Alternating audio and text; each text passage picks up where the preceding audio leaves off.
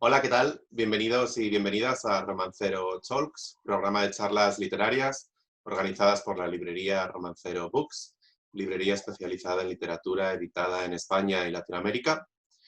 Este programa de charlas ha sido posible gracias a la colaboración de la Oficina de Asuntos Culturales y Científicos de la Embajada de España en Londres, así que muchas gracias.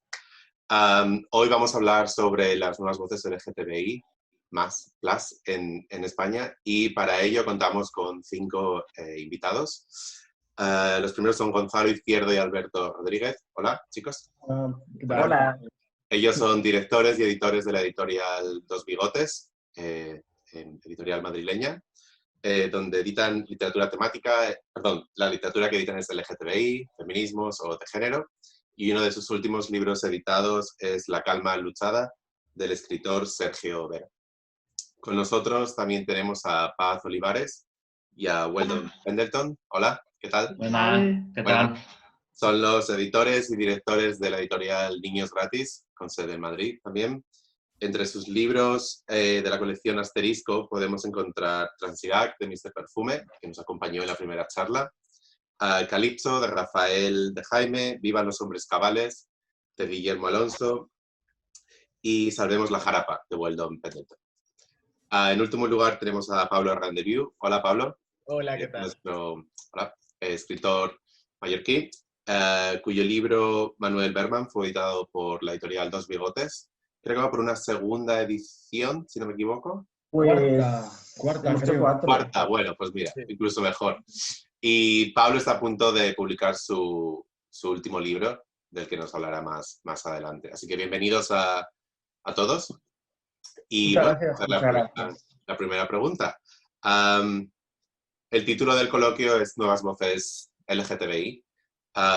Vuestras editoriales publican literatura LGTBI y sois reconocidos ya por ello en España.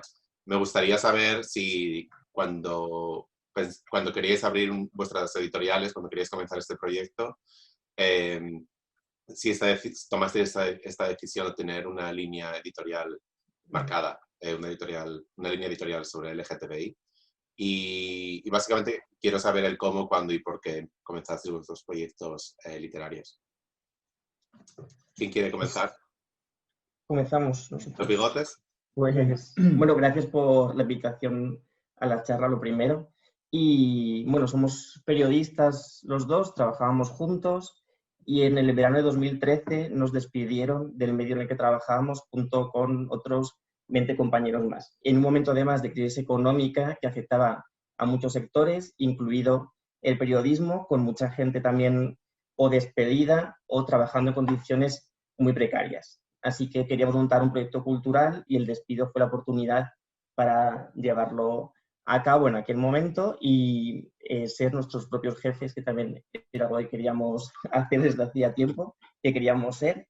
Y bueno, desde el principio tuvimos claro que queríamos estar especializados en temática LGTBI, un poco por reivindicar y visibilizar pues, una mirada LGTBI, por ofrecer referentes al colectivo LGTBI, que también creemos que sigue siendo importante y necesario, y también referentes a la sociedad en general. Siempre decimos que la cultura, la literatura es una forma de empatizar y de ponerse en el lugar del otro.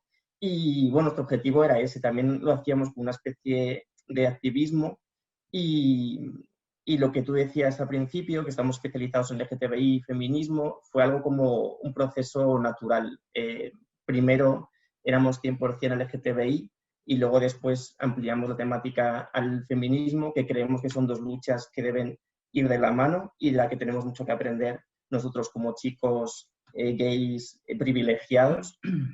Y bueno, y así surgió. Esto fue en el verano de 2013. Durante meses estuvimos viendo qué catálogo queríamos publicar y cómo queríamos arrancar la editorial. Y el primer libro lo publicamos en abril de 2014, que es este de aquí, que es El armario de acero, que es un libro que no existía, fue proyecto nuestro de la editorial y es un libro que reúne autores y autoras rusos contemporáneos. Queríamos dar voz a este tipo de autores que escriben temática LGTBI o que son gays, lesbianas, bisexuales, en un contexto pues, social y político un tanto hostil y adverso como puede ser la Rusia de Putin. Era un poco también como carta de presentación y un poco la línea más activista de algún modo de la editorial, que eso, pues dar voz a quien habitualmente no la tiene. Era un poco el objetivo. Vale. Sí, no, luego pues, fue un proyecto como muy personal y lo que dice Al, que sí que servía de carta de presentación y un poco explicar qué cosas dentro de la temática LGTBI nos interesaba, ¿no? Tanto en lo que tenía que ver con el contenido como en la forma también. Sí que tomamos una serie de decisiones como apartarnos de ciertos caminos que solía transitar la literatura especializada en temática LGTBI. Vale, gracias. Nada, a ti. Paz, Walton. Oye, pues a ver, en realidad nosotros nunca tuvimos muy clara cuál queríamos que fuera nuestra línea editorial, la verdad. Sí que de alguna manera el primer libro que hicimos, que es Salvemos la Jarapa, que lo escribí yo, era una historia basada en algunos de los personajes que empezaron a hacer, ahí lo tienes, yo lo tengo también por aquí, que construyeron los primeros santuarios gays o maricas en Granada, ¿no? en una capital de provincia. Y bueno, digamos que de alguna manera sí que nos apetecía que el espíritu de esta historia fuese un poco una declaración de intenciones, ¿no? O de presentación. Pero nosotros mismos no sabíamos tampoco muy bien dónde nos iba a llevar todo esto. Y sí que es cierto que la línea LGBTI se ha apoderado de niños gratis, claramente, muy rápido, en poco tiempo. Es una cosa de la que nos alegramos mucho, la verdad. Nosotros teníamos claro que queríamos hacer historias que nos gustasen y historias además que nos pareciesen importantes de alguna manera, no solo que nos gustasen, sino que nos pareciesen dignas de contar, ¿no? Y claro, la temática LGBTI, ya lo habéis explicado, ¿no? Vosotros, Alberto y Gonzalo, pues tiene mucho peso para conseguir esto, ¿no? Porque efectivamente da lugar a un activismo o a la difusión de una serie de historias que creemos que necesitan ser difundidas, ¿no? O más difundidas. Bueno, en realidad nuestra línea editorial al principio era, nosotros queríamos hacer no solo historias, sino también hacer libros materialmente, libros que fuesen valiosos, bonitos, resistentes, libros a los que cogerles cariño, ¿no? Al objeto, ¿no? Además de contar la historia. Esa era nuestra pretensión, claro. Un poco, ¿no? Y así apareció este formato, ¿no? Encontramos este formato, que son unos libros muy pequeños que prácticamente se leen de 2 sentadas y que, bueno, tienen un montón de ventajas en el día de hoy, ¿no? En el que no cuesta tanto mantener la atención, ¿no? Pero bueno, seguimos explorando, ¿no? Otros formatos, ¿no? Luego lo hablaremos. Bueno, además vuestros libros tienen la peculiaridad que las portadas, el forro, son láminas, son prints que luego claro. Es que era la idea. La pared de tu casa. La idea era vestir las historias, unas historias pequeñas, ¿no? Que parecían que no importaban a nadie. Queríamos vestirlas bonito, ¿no? Y entonces... Abiertas, sí. Claro, hablamos con los hermanos Padín, que eran amigos, admirábamos muchísimo tanto a Luis como a Juan, y les pedimos que vistieran este proyecto, ¿no? Que lo vistieran de verdad. Claro, que no se nos fuera de las manos, que pudiera ser asequible, ¿no? En producción, y entonces ellos idearon esta maravilla. A mí me parece una maravilla porque es una metáfora muy buena, ¿no? De lo que es una historia pequeñita que luego se hace grande, se despliega, ¿no? Y esa es la sobrecubierta, una sobrecubierta ilustrada además de manera artesanal, diseñada por ellos, impresa por ellos, ¿no? En Barcelona, y se despliega y, bueno, a mí me parece una maravilla y enamora, porque, bueno, aquí veis luego de qué va, ¿no? Es como un mapa de la ficción que se encuentra dentro. Estamos muy contentos. Es algo muy bonito.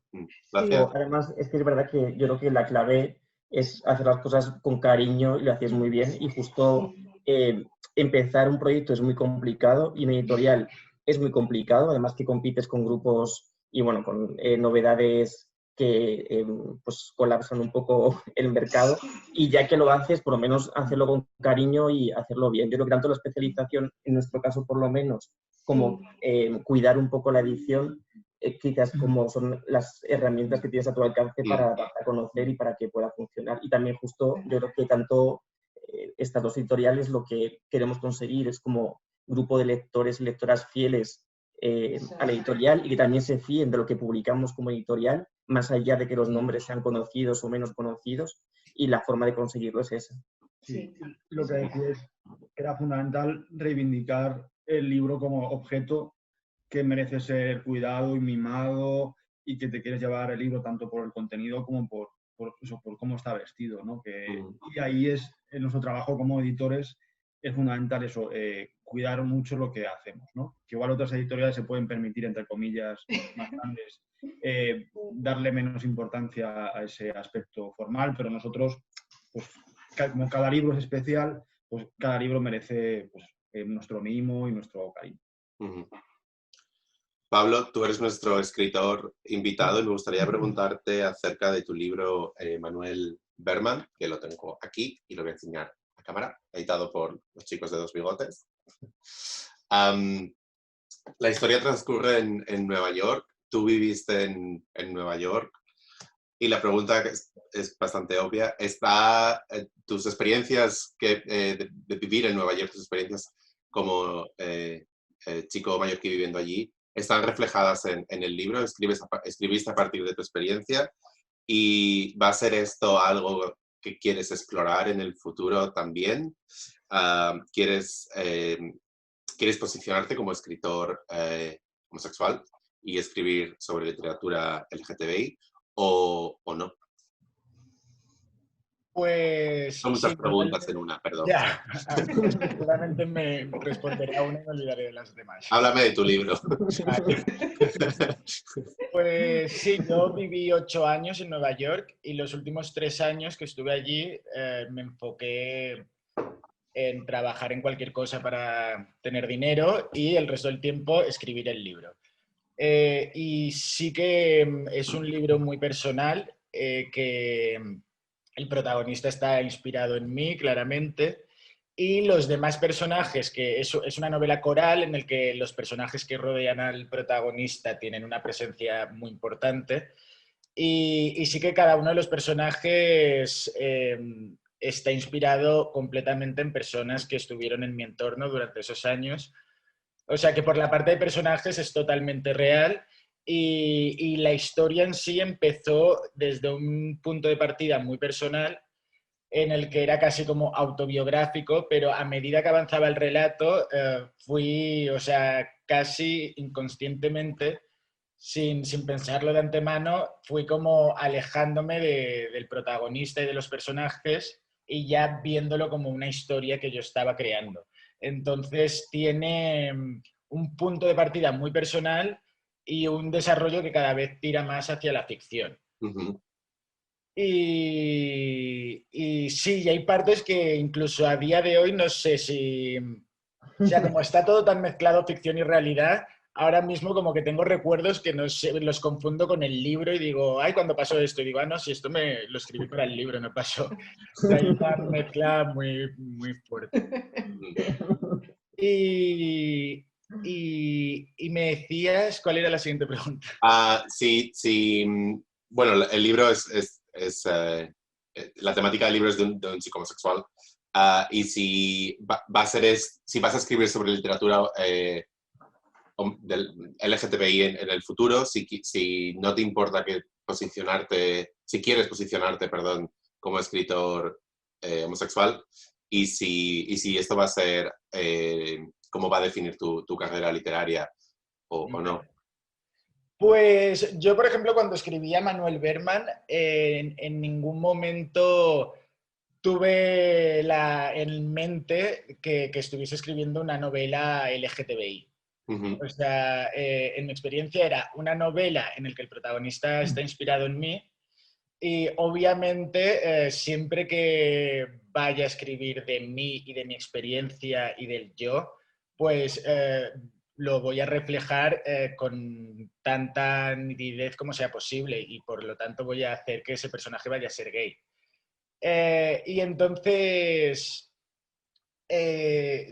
yo, pues eso, no sé hacia dónde voy a ir, cuál va a ser mi recorrido, pero sí que sé que yo, pues, soy muy lector, sigo a muchos autores que han trabajado durante toda su trayectoria en la literatura del yo y en la experiencia como base de la escritura.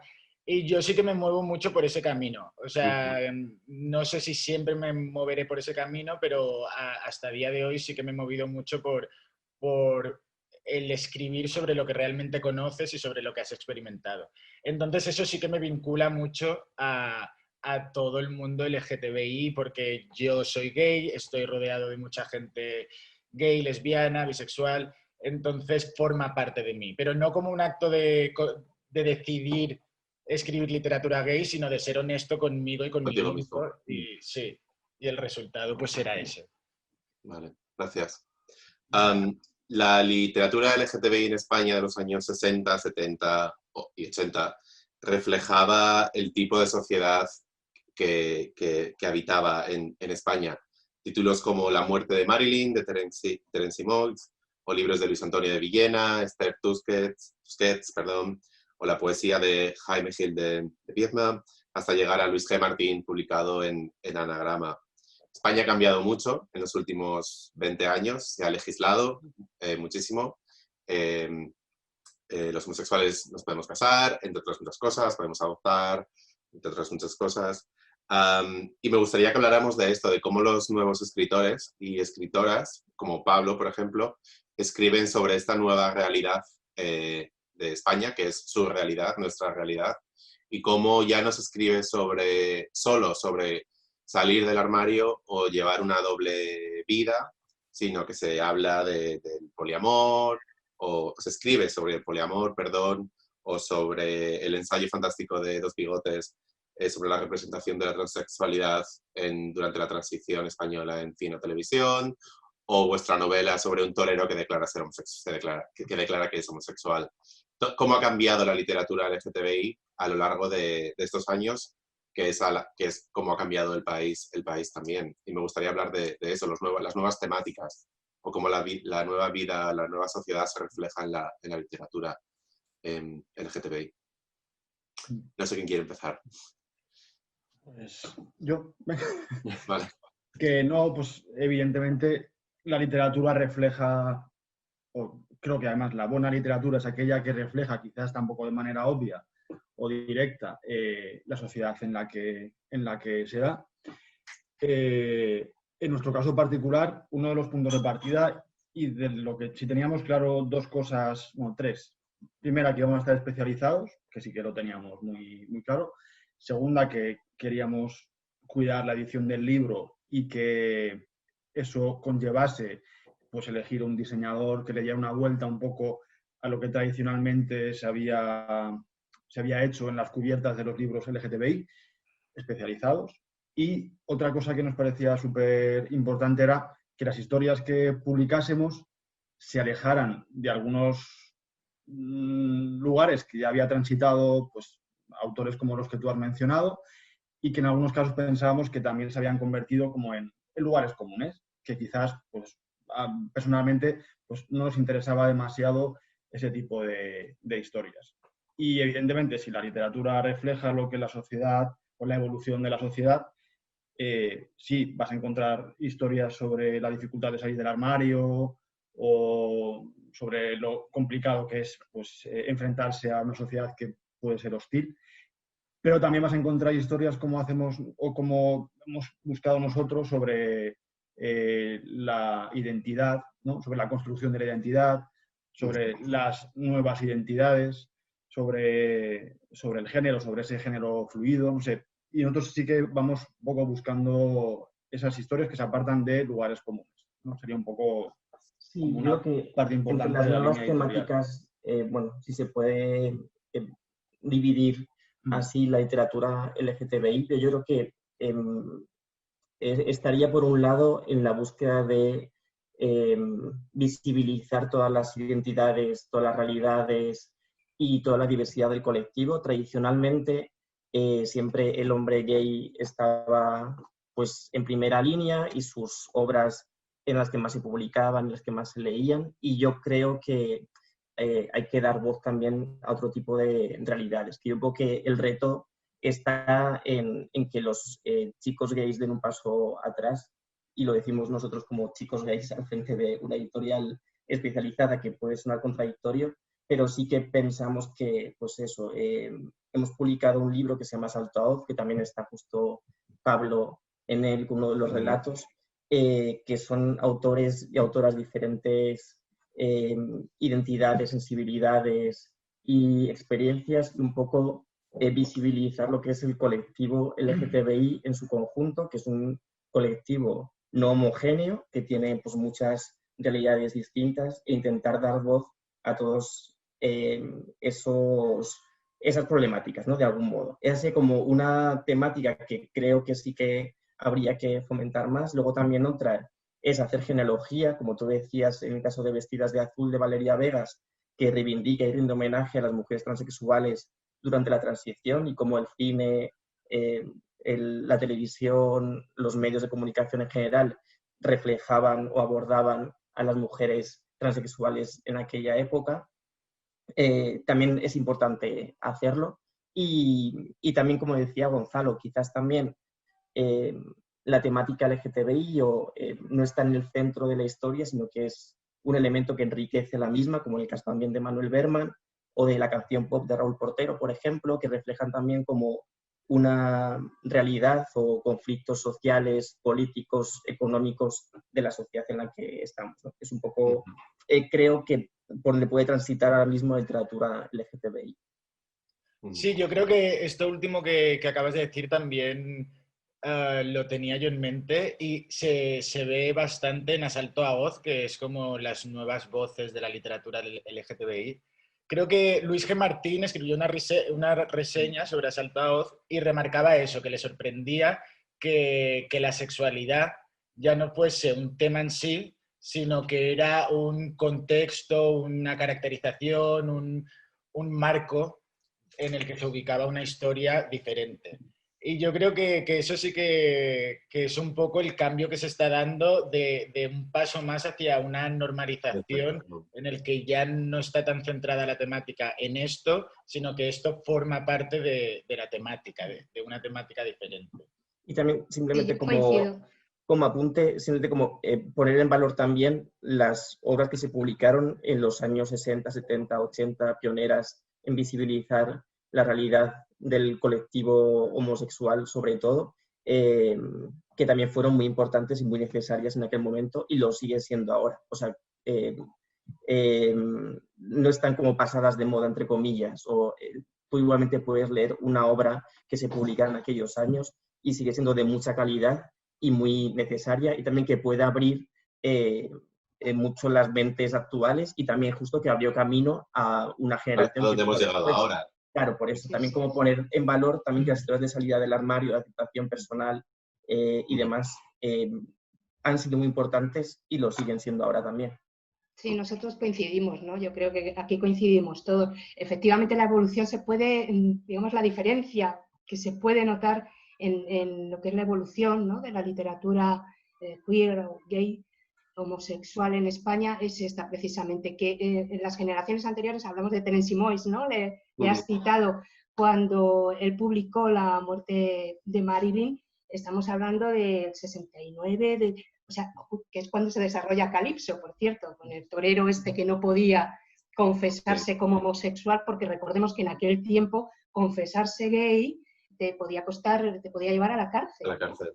Efectivamente. Entonces, ahí en ese tiempo se trataba de visibilizar, sobre todo, ¿no? De poner delante de los ojos aquello que nadie quería ver, que nadie quería escuchar, que incluso era delito.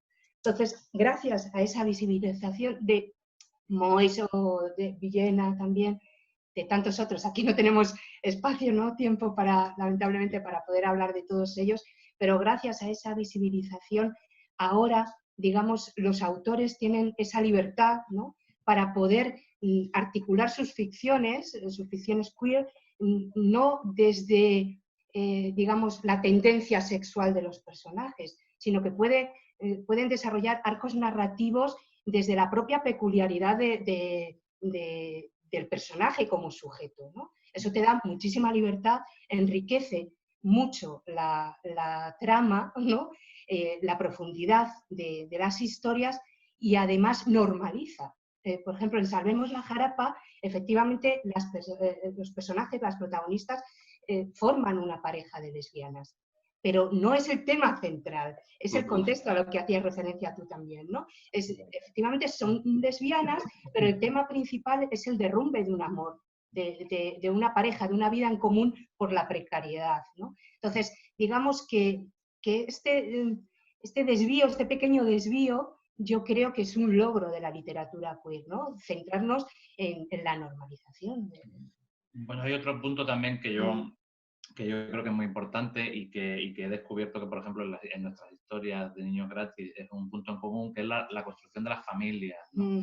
Y cómo es un arma de doble filo que a la hora de construir familias alternativas acabe reproduciendo, ¿no?, las partes nocivas o peligrosas de la familia tradicional, ¿no? Yo me he dado cuenta que en todos nuestros libros hay familias, hay personajes que forman su propia familia, obviamente familias no basadas en la reproducción, y que, claro, ahí corres el peligro, ¿no?, de reproducir los mismos errores, ¿no? Y también lo importante que es formar familias, es decir, uno no puede vivir solo, ¿no? Tienes que formar comunidades. Y este yo creo que es uno de los temas, ¿no? Aparte de hacerlo todo más político, ¿no? Quiero decir, hablar de la precariedad material que ahora mismo acecha alrededor de todas nuestras vidas, cuando no las ha asaltado ya, y sobre todo eso, cómo reproducir, ¿no?, las familias, las nuevas comunidades. Comentábamos de los cambios que se han llevado a cabo en España y en los últimos 20 años, y hablábamos de los contenidos. Me gustaría hablar de que en los últimos 10 años en España ha habido un auge de nuevas editoriales LGTBI o queer, en vuestros casos, por ejemplo, que es algo maravilloso, obviamente.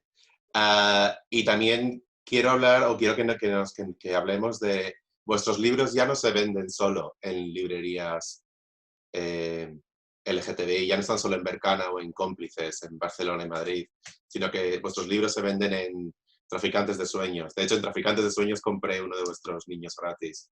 O están en Tipos Infames, o están en Calders, en Barcelona. Entonces, cómo la literatura, la temática se ha normalizado, pero cómo también dónde adquirir vuestros libros, ya no son solo en literaturas especializadas, que también.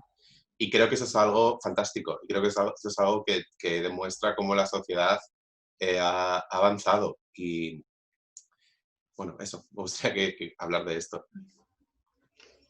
A ver, yo creo que esto es un poco engañoso y no tengo claro si ha sucedido realmente, ¿no? Porque, bueno, nosotros tenemos una distribución, por ejemplo, muy artesanal, pero claro, yo encontrar un libro LGBT en el centro de Madrid no me parece en absoluto extraordinario. Quiero decir, a mí el centro de Madrid o de Barcelona me parecen territorios LGBT con sus peligros, pero LGBT absolutos. Sí que es cierto que es más, quiero decir, me parece más una conquista cuando te lo encuentras en una librería de Chamberí o cuando te lo encuentras en una librería de Cáceres, ¿no?, o de Albacete. Ahí sí me parece más una conquista. Pero sí que me parece muy importante que estas historias queer o LGBTI de alguna manera sean capaces de llegar a la gente que no pertenezca al colectivo. Porque, bueno, cuando yo tenía 15 años los referentes eran muy importantes y yo los buscaba en los libros y en las películas, pero ahora hay tecnología que ha cambiado mucho las cosas y igual es mucho más fácil encontrar referentes. Entonces yo creo que también la conquista importante es llegar al público que no pertenece al colectivo, al público que no está educado todavía. También es un tema que ya no pertenece solo al colectivo, o sea, en realidad lo transgénero, por ejemplo, ¿no? Digamos que representa lo que demanda la sociedad. La tecnología de la que hablabas tú, ¿no?, ha convertido toda la sociedad en fluida directamente. Entonces, claro, realmente es un tema que ya nos compete a todos, es un tema que afecta a la propia identidad y a la relación que tenemos nosotros con nuestro cuerpo, ¿no? Y con lo que el cuerpo dice de nosotros, ¿no? Hay un conflicto ahí muy grande, el cuerpo ya no es material, o sí lo es, no sé. De repente hay una serie de debates ahora muy interesantes en cuanto a género fluido y demás, que no solo corresponden al colectivo, o sea, es el presente y el futuro a dónde vamos. Entonces, cualquiera que esté interesado en el desarrollo de la evolución dentro de la sociedad líquida en la que vivimos, lógicamente va a demandar que en todas las estanterías de todas las librerías haya historias como Transidad, ¿no? Que no es que hable de la transexualidad, es que está hablando del género fluido y de muchas otras cosas más que nos interesan a todos. O sea, que es normal, yo creo que es una consecuencia buena, buenísima y maravillosa, como dices tú, ¿no? Que crezcan como setas editoriales, ojalá seamos muchísimas más, y que estén en todas partes, en el último pueblecito, ¿no? Haya una historia de estas, claro que sí.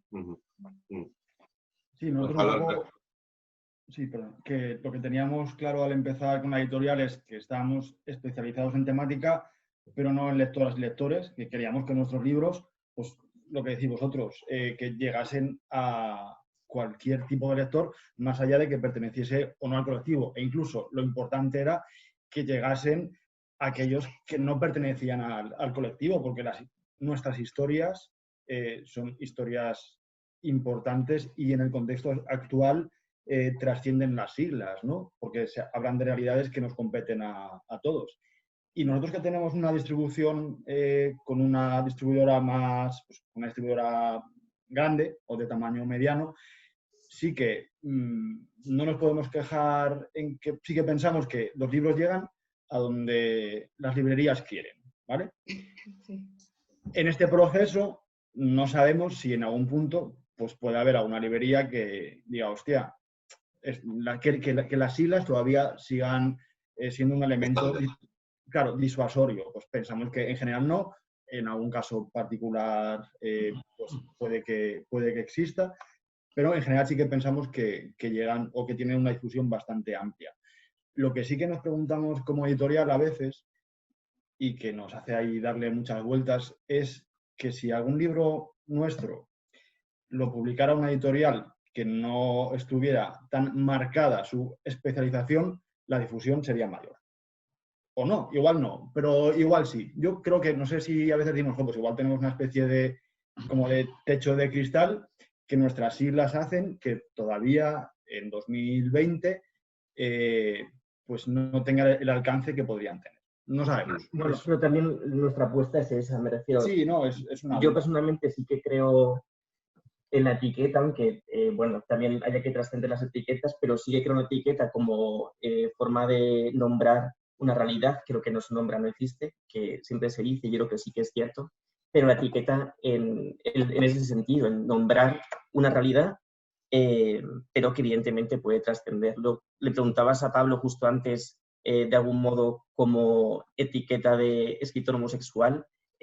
Bueno, yo creo que no es tan así. O sea, al final, como venimos diciendo, son historias que pueden interesar a cualquiera que le guste leer. Nuestro objetivo es hacer libros de calidad, con historias interesantes que interesen al colectivo LGTBI, pero no solo, sino que lleguen a cualquiera que le guste leer y que se quiera divertir, entretener con la literatura y también aprender y conocer otras realidades con la literatura, ¿no? Es como objetivos. Bueno, es verdad que todo ha cambiado mucho en los últimos años. Hablabas antes de Cómplices y Bercana. Las librerías LGTBI por excelencia en Barcelona y en Madrid, cuando abrieron sus librerías, que son 3 socias, Mili en Madrid, Connie y Hele en Barcelona, no tenían apenas libros para vender y tuvieron que crear Egales, la editorial, para poder vender libros de temática LGTBI, porque no encontraban libros en castellano para poder poner en sus estanterías. Y empezaron traduciendo muchísimas obras que estaban publicadas fuera de España. Hicieron una labor increíble, tanto de dar a conocer autores como obras, como visibilizar nuevas formas de sentir, de amar y de ser.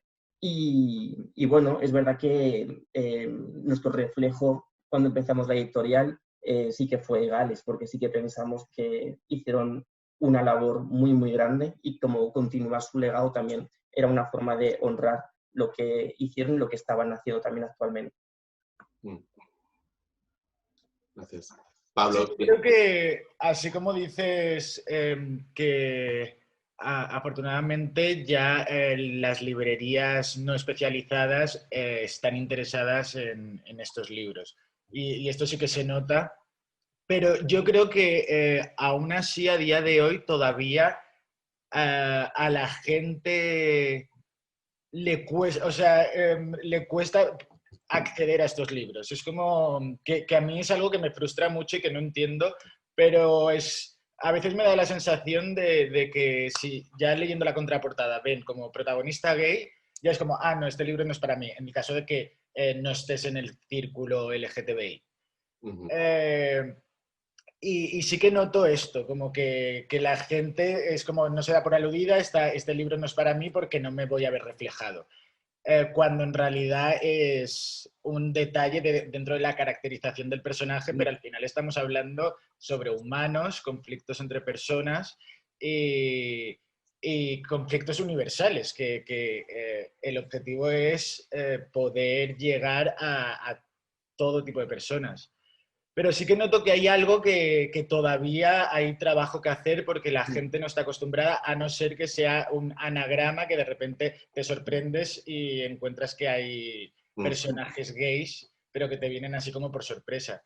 Pero cuando se trata de una novela que está claro que trata esta temática, parece que mucha gente ya da por seguro que no va a congeniar con esa...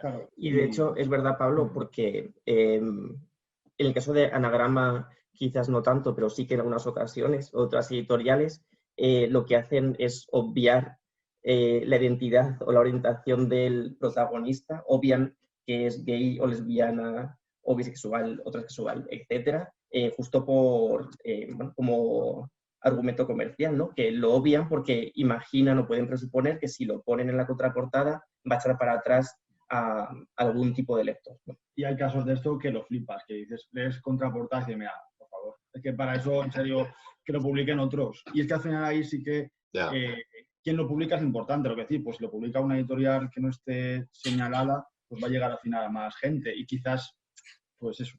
Pero en ese caso, utilizar cosas como eliminar de la contra la identidad u orientación, pues es un poco rastrero.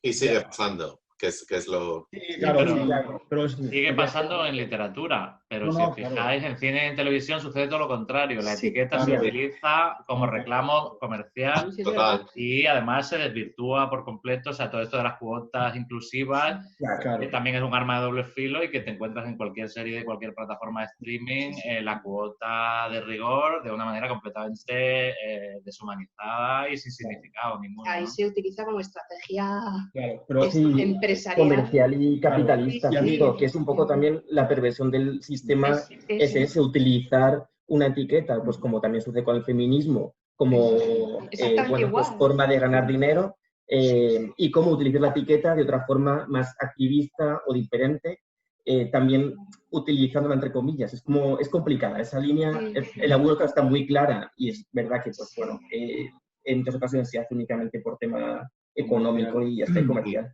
Pero ahí luego que lo importante es que en nuestro trabajo, en nuestro día a día, seamos honestos en lo que hacemos y lo que decía al principio de no traicionar a las lectoras y lectores, pues nosotros vamos a hacer las cosas porque creemos en ellas y ya nos vaya mejor o peor. Que eso ya no es verdad, pero esos son factores que son ajenos. Está claro. Me gustaría hablar de vuestros catálogos. Yo no sabía que vuestro primer libro publicado, Los chicos de los bigotes, era una colección de textos traducidos del ruso, algo que he aprendido hoy. Pero me gustaría hablar de vuestros catálogos. Hemos visto que recogéis voces y escritores y escritoras de España, hablando de cómo es vivir en nuestra sociedad hoy en día. Y me gustaría saber si, en el caso de Dos Bigotes, vais a continuar publicando voces extranjeras que reflejan sus realidades. Y en el caso de Niños Gratis, sí es algo que tenéis pensado explorar, comenzar a traducir libros escritos en otros idiomas o escritores y escritoras que vienen de países donde se habla español, perdón. Si tenéis eso en mente, si queréis recoger también las voces de otras personas alrededor del mundo. Sí, nosotros es una cosa a la que hemos estado abiertos desde el principio, incluso hemos tenido proyectos concretos de traducción desde el principio, aunque nunca los hemos llegado a materializar por un montón de cuestiones distintas. Y bueno, supongo que acabará sucediendo. Sí, claro, nuestra idea era efectivamente hacer las cosas, hacer los libros que nos gustan, para poder disfrutarlos y que el que los lea los disfrute también. Entonces, hay textos en otros idiomas, sobre todo en inglés, ¿no? Que es el que leemos, que nos enamoran y nos encantaría hacerlo, claro. Pero bueno, nos resulta un obstáculo más, ¿no? Material a la hora de hacer los libros, ¿no? Nosotros digamos que somos una especie de principiantes que vamos pasito a pasito y vamos aprendiendo cada paso cuando lo damos. Y claro, introducir la traducción es una nueva etapa, ¿no? Claro. Pero que sí que nos encantaría dar. Sí. Comenzar. Sí, aparte que te abre un nuevo mundo un nuevo mundo de autores, ¿no? Básicamente. Claro. Y en el caso de Iberoamérica, por supuestísimo. O sea, de hecho, yo admiro muchísimo lo que se está haciendo ahora en México, sobre todo, ¿no? Yo creo que ahora hay una potencia muy grande, ¿no? Viven la palabra de una manera muy bestia con la que nosotros podemos congeniar, ¿no? Hay mucha materialidad en la palabra, hay mucha carne, mucha pasión y muy bonito, además, y con mucha naturalidad se expresa. También hay mucha necesidad, ¿no? de esa visibilidad que teníamos nosotros hace no tanto. Y sí, por supuesto, tenemos los ojos puestos allá, ¿no? Pero es lo que... Nosotros somos muy pequeños, tenemos muchas limitaciones y vamos muy poquito a poco, despacito, y por supuesto, en cuanto que leemos una historia que nos apasiona, allá ya muy bien. Gonzalo, Alberto.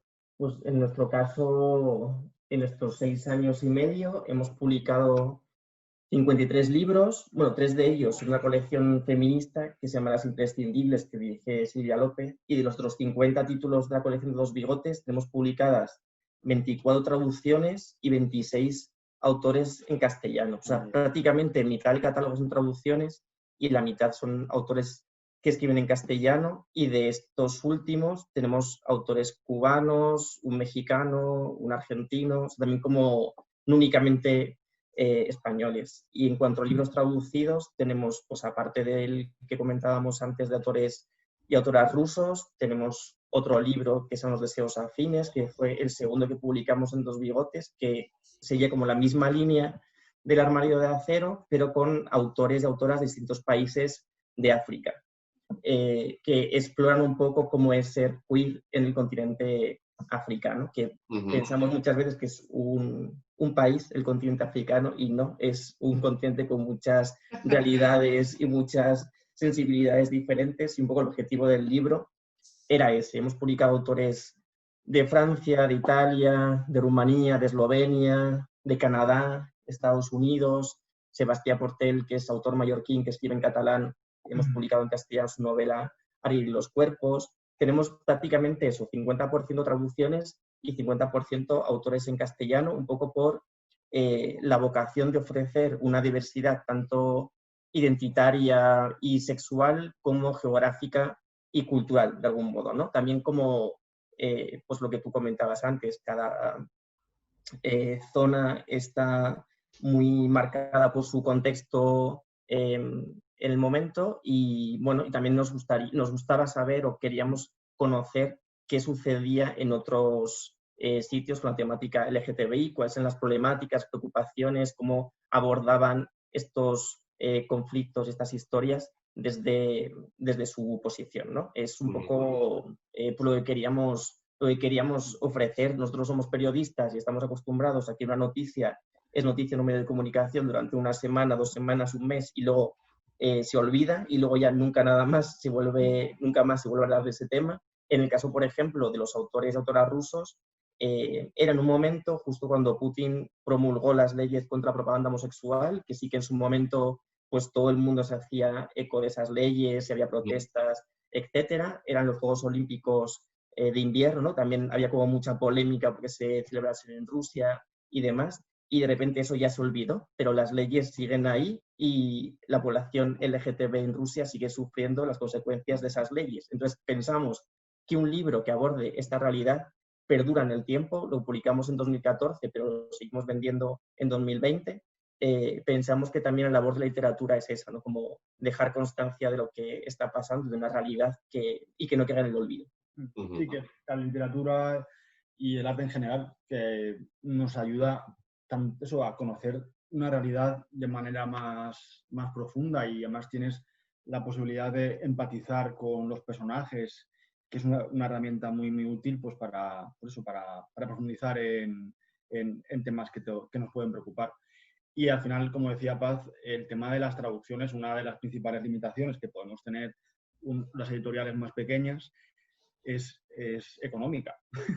Que no podemos traducir todo lo que nos gustaría, y que es tan vasto y tan amplio que ojalá pudiéramos tener la capacidad. Y yo hay veces que digo, pues, hay un montón de editoriales con mucha pasta que no cogen traducciones que están por ahí. Pues publicamos hace 2 años, Cómo acabar con la escritura de las mujeres, de Joanna Rush, que es un ensayo que se publicó en el 83 y que nos consta que editoriales españoles grandes que decían literalmente que no lo veían, que no lo veían como vigente, como hostia, pero que al final... Este libro lo coeditamos con Editorial Bar, que está en Sevilla. Es un Formaron libro... parte de una de las charlas, de la primera charla de Romancero Talks. Sí, pues justo. Es de corte feminista, también tiene una parte vinculada a lo LGTB, porque al final habla de minorías silenciadas o minusvaloradas a lo largo de la historia. En este caso, en concreto, de mujeres escritoras, artistas en general, que sin ser minoría, pero sí que han sido silenciadas durante la historia. Pero sí, bueno, pensamos que en nuestro caso, por ejemplo, sí que creemos que es importante ofrecer que se escribe en otras partes del mundo, intentar que lleguen a lectores de habla hispana. Es un poco... Muy bien, fantástico. Os quiero hacer una pregunta sobre la COVID.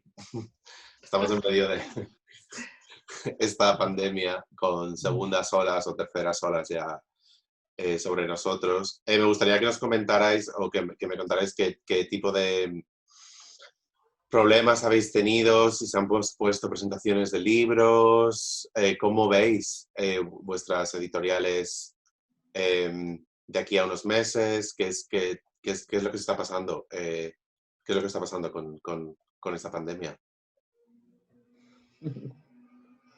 Niños gratis.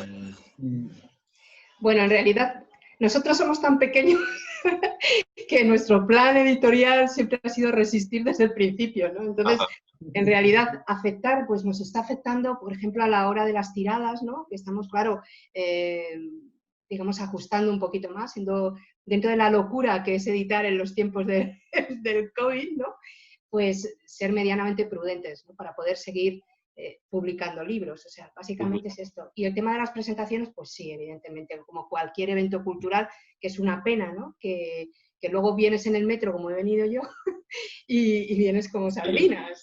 Ahí no pasa nada, ¿no? Si vas a trabajar, no importa la distancia de seguridad. Pero en cambio en cultura, pues sí que se ha notado muchísimo. Son menos personas, tenemos que ir con la mascarilla, todo es más desangelado, pero bueno. Tenemos una presentación de nuestro último libro la semana que viene que se ha tenido que cancelar porque el aforo está reducido a 10 personas. Sin embargo, hay otras maneras de cultura que sí que se han conseguido. Digamos, yo he estado en el teatro, ¿no? En el cine estos días, ¿no? Hay una medida de seguridad, pero es posible reunir a más de 10 personas, ¿no? Sin embargo, en una librería no se permite, ¿no? Y luego, pues, otro efecto que ha tenido ha sido el retraso de meses en el lanzamiento de nuestro último libro, ¿no? Por ejemplo. que es el que ¿Cuál vamos a es? hacer la semana que viene. Es La cabeza de pájaro de Marta Fernández Muro, Wow. que está fuera de colección, no Es forma un parte de asterisco. la colección Asterisco, que eran todos los, es el primer libro fuera de colección que hacemos. Y bueno, pues este libro estaba previsto para aparecer en la Feria del Libro y en el Día del Libro, pero claro, no hay Feria del Libro y de momento tampoco va a haber presentación, ¿no? Vamos a hacer firma de libros y vamos a ver cómo encontramos otra manera de presentar el libro, ¿no?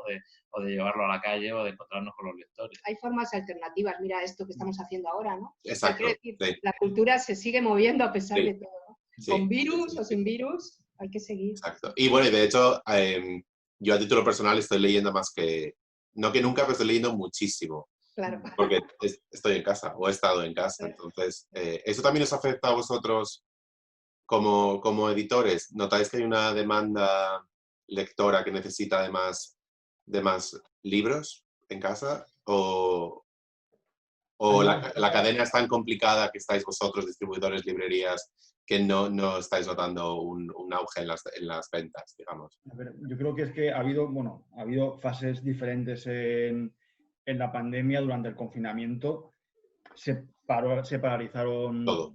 distribución, etcétera, porque las librerías también cerraron.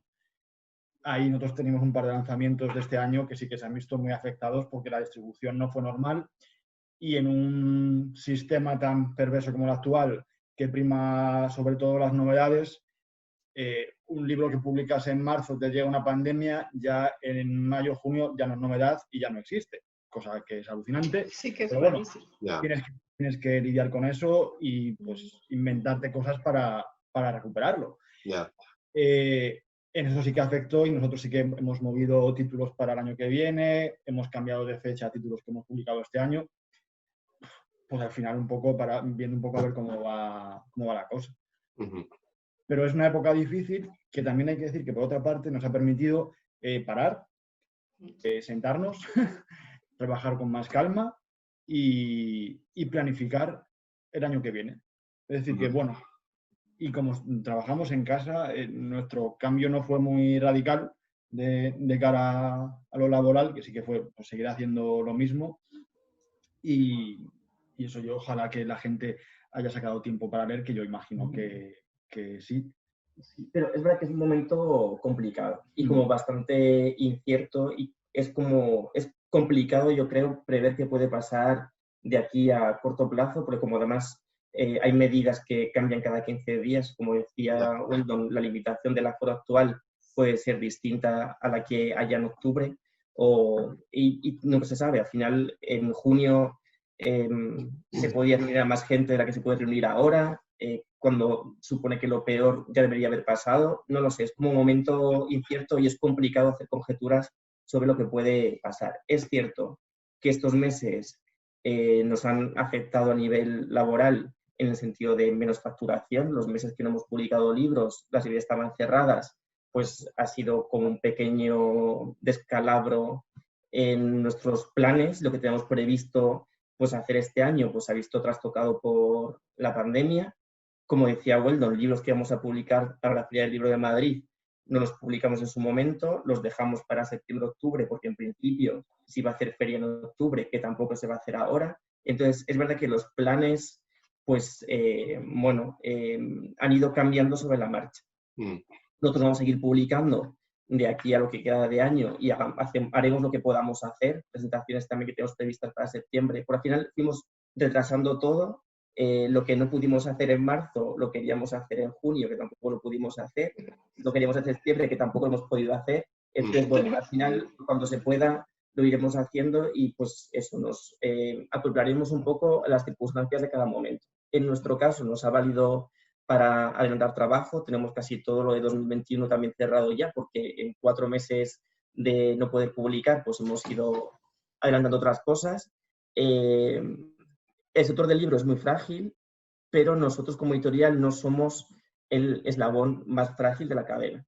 En el caso, por ejemplo, de Pablo como autor, quizás es la parte más vulnerable de todo el sector del libro, porque al final es muy complicado que un autor viva de la venta de sus libros. Al final tiene que dedicarse a otras cosas como medio de supervivencia, a la vez que sigue escribiendo, que es muy vocacional, porque justo eso, no es poco, pues te compensa poco, ¿no? A nivel económico. Y también una librería que tiene pues otra infraestructura, tiene que pagar o empleados o alquiler, o también depende mucho de la venta del día a día, pues también lo pasa mal. Nosotros al final tenemos la oficina en casa, entonces, bueno, tenemos como menos gastos fijos que otro eslabón de la cadena del libro. Pero es verdad que es un momento complicado. O sea, nosotros somos optimistas y pensamos que esto va a durar X meses, pero que luego sí que remontaremos. También sí que pensamos que puede haber una necesidad de leer, o queremos pensar que esto va a continuar durante un tiempo, y nuestra previsión es que todo vaya mejor, pero es verdad que es complicado para mí, por lo menos, hacer una previsión de lo que puede pasar a corto o medio plazo, porque es que las noticias cambian cada día. Completamente. Y Pablo, a ti como escritor, sí, quiero que le comentes cómo has tenido tiempo para más tiempo para escribir, no, estás escribiendo, no, también me gustaría que nos comentaras qué va a pasar con tu novela o último libro que va a ser editado este año o el año que viene. Sí, no se sabe. En principio Claro. este año, pero con posibilidad de retrasarse al año que viene. ¿Puedes decir el título o es confidencial? No tiene por qué. Vale. El título es ¿Perdón? Mientras pudimos. Vale. Se llama.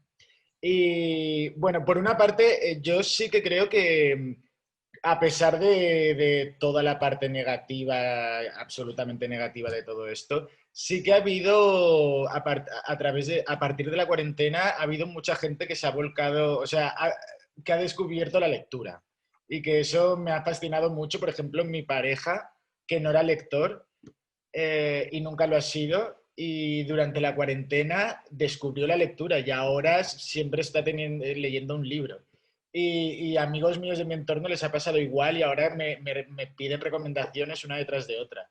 Y esto me parece que es algo muy bueno, porque como de alguna manera se ha parado todo lo que nos entretiene día a día, todas las cosas más arbitrarias, y la gente se ha encontrado con necesidad de consumir. O sea, la cultura ha sido un apoyo muy grande. Y espero que esto no se olvide y que se recuerde que la cultura es básica para el ser humano. Uh-huh.